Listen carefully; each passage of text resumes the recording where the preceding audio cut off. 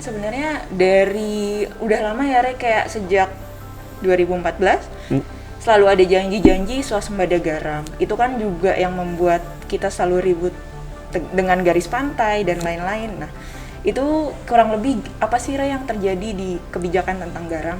Ya, jadi kalau kita lihat nih Mal, tadi memang benar ada sedikit impian dari pemerintah bahwa kita bisa memproduksi garam sendiri, tidak perlu impor lagi.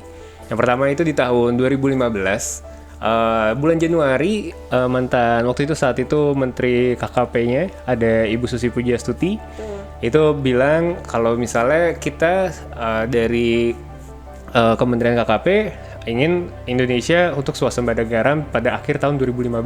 Iya.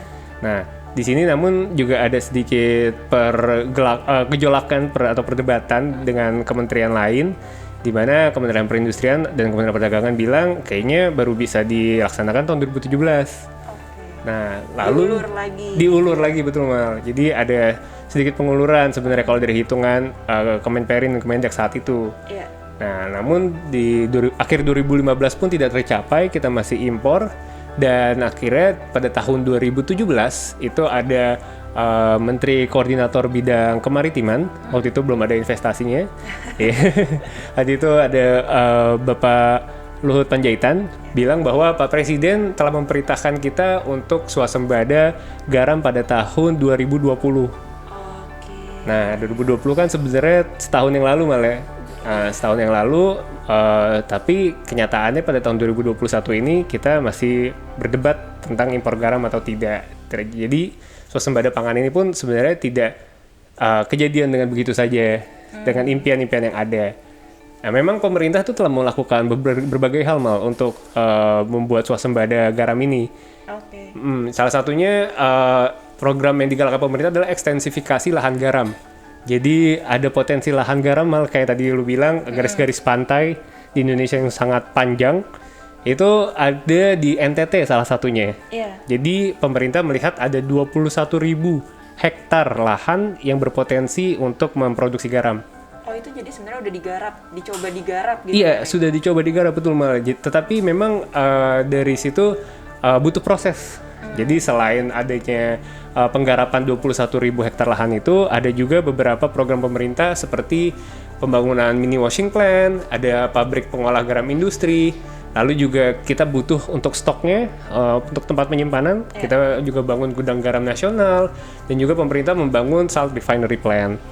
Nah, jadi sebenarnya sudah banyak juga upaya pemerintah Mal, tetapi memang belum bisa memenuhi seluruhnya kebutuhan industri. Dan yang terakhir, berita beberapa waktu yang lalu, Pak Menteri BUMN, Pak Erick Thohir, itu bilang akan melakukan akuisisi tambang garam di luar negeri, Mal. Jadi maksudnya dibeli oleh BUMN gitu, Ray? Betul, jadi rencananya tambang tersebut akan diakuisisi oleh PT RNI, PT Min ID atau Inalum, dan juga PT Pupuk Indonesia. Mereka bertiga akan bergabung untuk mengakuisisi salah satu tambang di luar negeri. Memang masih belum jelas Mal, negeri apa maupun lahannya di mana, tambang apa, itu belum jelas. Jadi kemungkinan alasan dibalik kebijakan itu adalah Indonesia tidak punya teknologi ataupun keadaan iklim yang mendukung untuk terjadinya evaporasi yang sangat baik untuk meningkatkan kualitas garamnya, sehingga dibutuhkan ekspansi atau akuisisi di luar wilayah geografis Indonesia. Ray. Tapi sebenarnya nih ya, Ray, tadi kan kita impor dari Cina, terus dari India, terus ada juga sedikit dari Australia. Yeah. Nah, itu sebenarnya kalau di mereka itu apakah berbeda gitu ya, Ray, potensi tambang garam yang di situ tuh dihasilkan dari mana sih, Ray? Nah iya, kita ambil contoh di Australia. Jadi kalau kita lihat di Australia ini Mal, tadi kan dijelaskan tentang kualitas garamnya untuk industri dan konsumsi itu berbeda. Nah, salah satu contohnya itu di Australia ada tambang garam itu tidak hanya ada di sekitar laut, tapi juga ada di danau-danau yang mati. Nah, jadi perbedaan di situ juga berpengaruh dari kadar garamnya Mal. Jadi kadar garam yang dihasilkan di laut itu sebenarnya tidak setinggi yang ada di danau. mati. Nah, sehingga yang di laut ini tuh harus diproses ulang. Nah, mungkin itu yang di Indonesia tidak memiliki kapasitas itu. Nah, kalau di laut, di danau sendiri, di Danau Mati sendiri, di sini kita lihat di Australia Barat. Di sini mereka ada namanya Lake McLeod, salah satu tambang garam terbesar yang merupakan hasil joint venture juga nih Mal, dari Rio Tinto 68%, Marubeni Corporation dan Sojitz. Nah, ini yang juga mungkin kurang dari Indonesia. Selain kita tidak memiliki geografis tadi, tidak ada danau-danau mati, di Indonesia juga kurangnya ada investor asing ataupun swasta yang serius menggarap industri garam ini, yang mana sebenarnya industri garam ini juga sangat vital dibutuhkan untuk industri lainnya. Jadi selain PT Garam kurang terdengar gitu ya Ray, juga ada pelaku swasta, makanya investasi belum masuk gitu. Iya betul Mal. Selain itu juga memang kita tidak punya kondisi geologis atau geografi yang memang tidak mendukung. Jadi Ray, ada nggak rekomendasi untuk meningkatkan perhatian pemerintah terhadap sektor garam?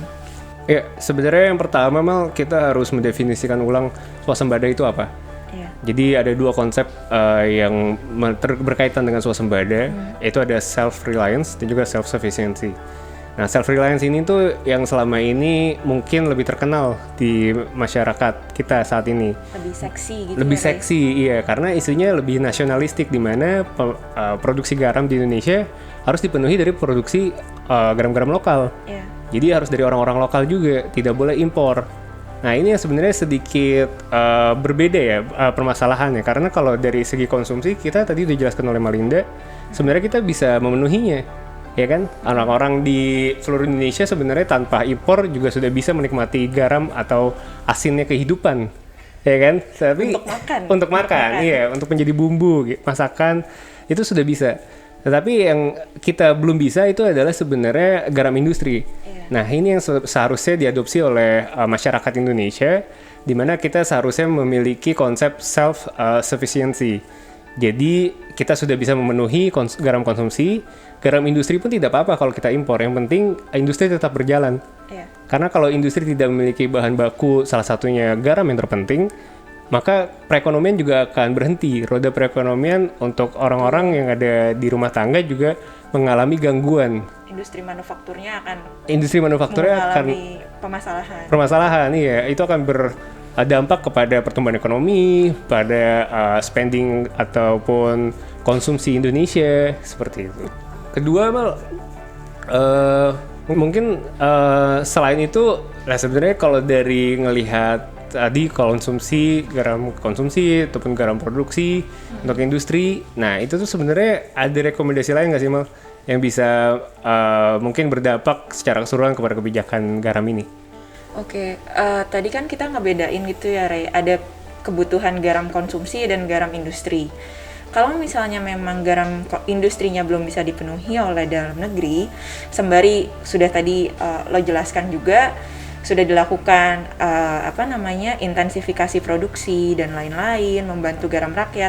Tapi di sisi lain untuk mengisi ketidakmampuan untuk mengolah itu tidak apa-apa untuk dilakukan impor. Karena daripada kita mematikan industri garam dan industri pengolahan, industri manufaktur, lebih baik dua-duanya dicoba dibantu sebisa mungkin. Jadi di situ tidak apa-apa impor, tapi untuk garam industri dan tertib, tidak bocor lagi ke garam konsumsi gitu. Kemudian kalau yang terakhir, apakah ada tambahan Ray terkait untuk mengoptimalisasi lahan garam yang tadi disebutkan? Ya, sebenarnya program pemerintah untuk ekstensifikasi lahan garam itu sudah baik Mal. Yeah. Dan yang mana seharusnya yang lebih digalangkan lagi itu adalah mendatangkan investor untuk mendapatkan produksi kualitas garam yang lebih baik. Jadi investornya tidak masalah dari lokal ataupun dari asing, tetapi yang penting industri garam ini bisa berkembang untuk menghasilkan kualitas garam yang lebih baik dan dibutuhkan oleh industri dalam negeri. Dan sebenarnya daripada kita melakukan investasi di luar negeri, membeli tambang baru, akan alangkah lebih baik bahwa kita untuk melakukan ekstensifikasi garam di dalam negeri kita sendiri. Jadi kita harus tadi mendatangkan investor untuk pihak sektor swasta ini bisa berkembang sendiri sehingga bisa memenuhi kebutuhan dalam negeri.